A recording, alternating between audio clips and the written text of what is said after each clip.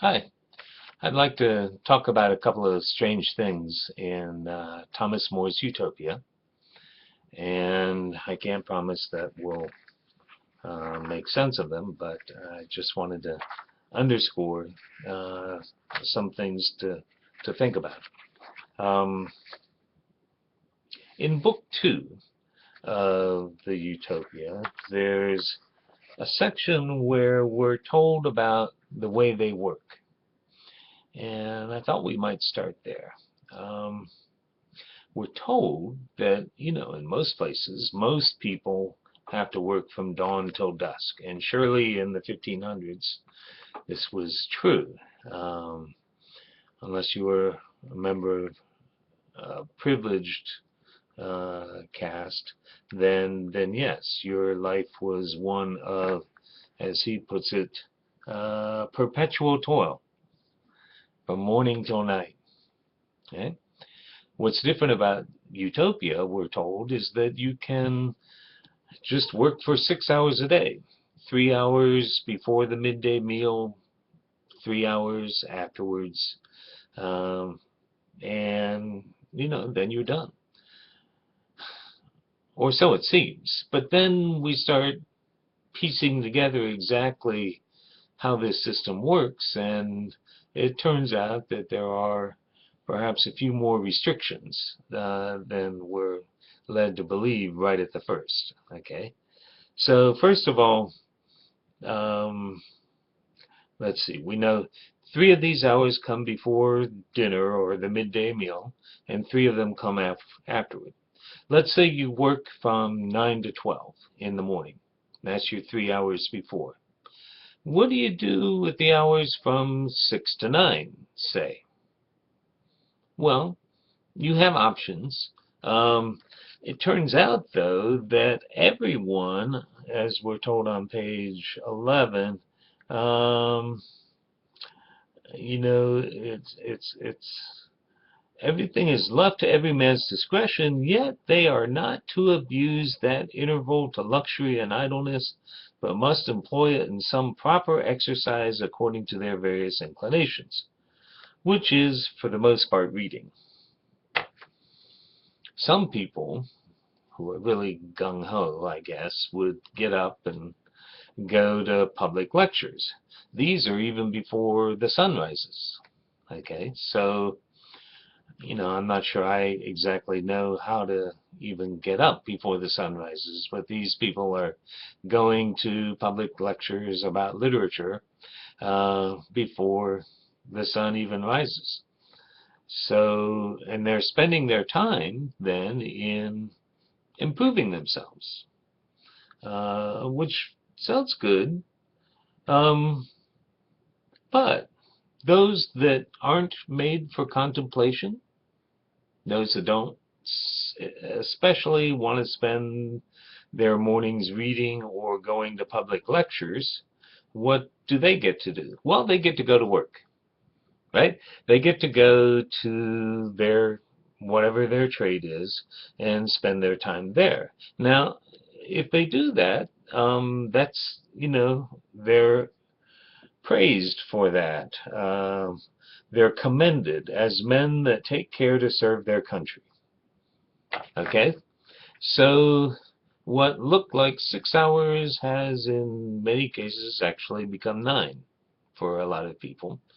And, even if you're not working at your trade for more than 6 hours, you're spending your other 3 hours basically as a student, right? You're either reading or going to class.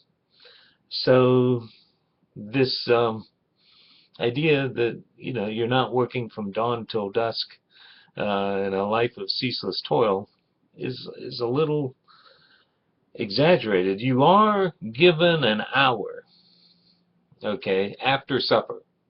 You can have kind of a long supper, a relaxing supper, music plays, and then you have an hour where you get to play chess or something of the sort.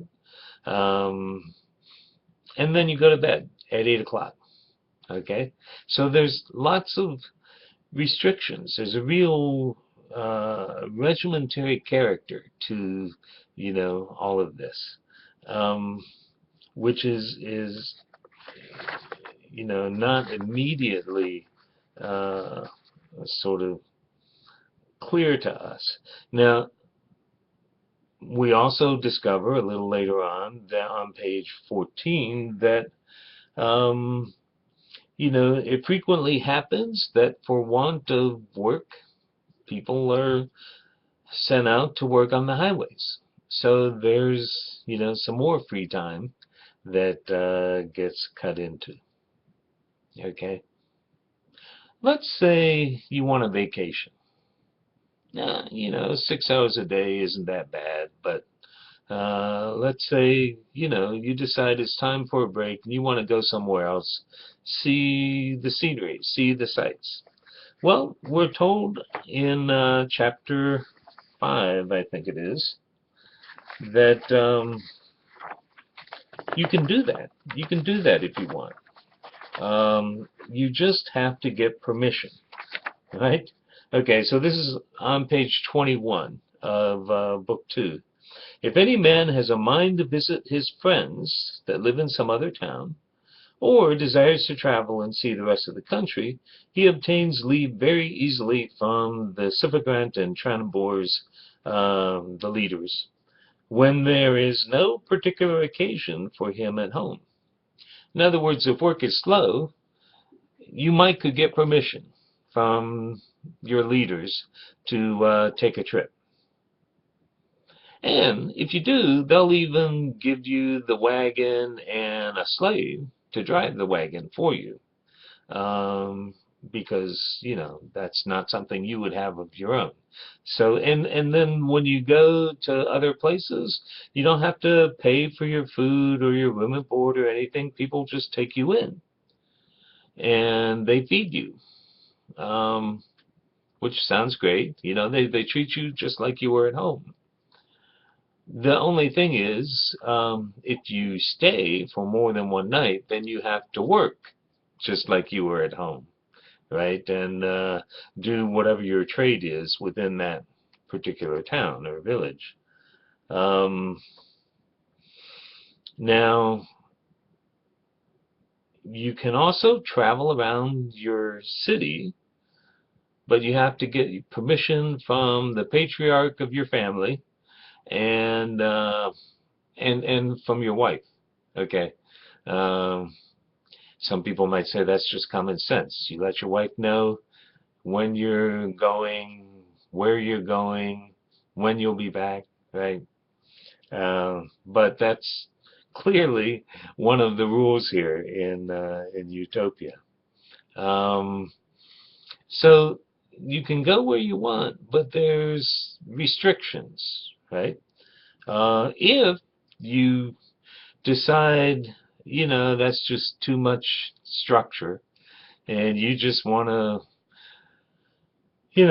enjoy the wind in your hair and just go riding off into the sunset or something, then you've got a heap of trouble coming, because the first time you're caught doing that, you are treated as a fugitive, punished, sent back home in shame. The second time, you're turned into a slave, which is pretty severe, it seems like, just for wanting to travel around without telling people where you were going. The thing is, if you look at the bottom of page 21, and this refers back to what we were just talking about, all men live in full view. Right? When you go traveling, there aren't any ale houses or taverns or whatever to go to. There's no place to escape the view of your wife or your family or your fellow workers, because if you go somewhere else, you have to get their permission first, and you have to tell them where you're going, and if you don't go there, then you're a slave, right? Also, when you go to another village, you're basically doing the same old thing. You're engaged in a trade or something, so you're working in the same way.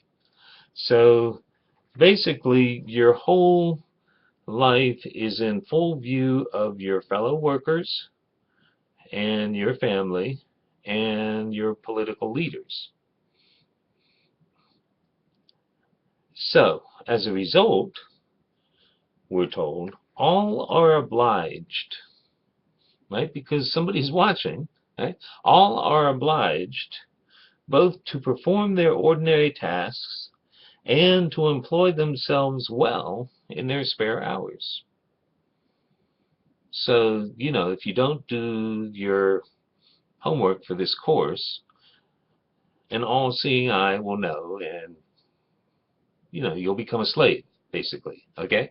So just play it safe and do the work like you're supposed to, okay? All right.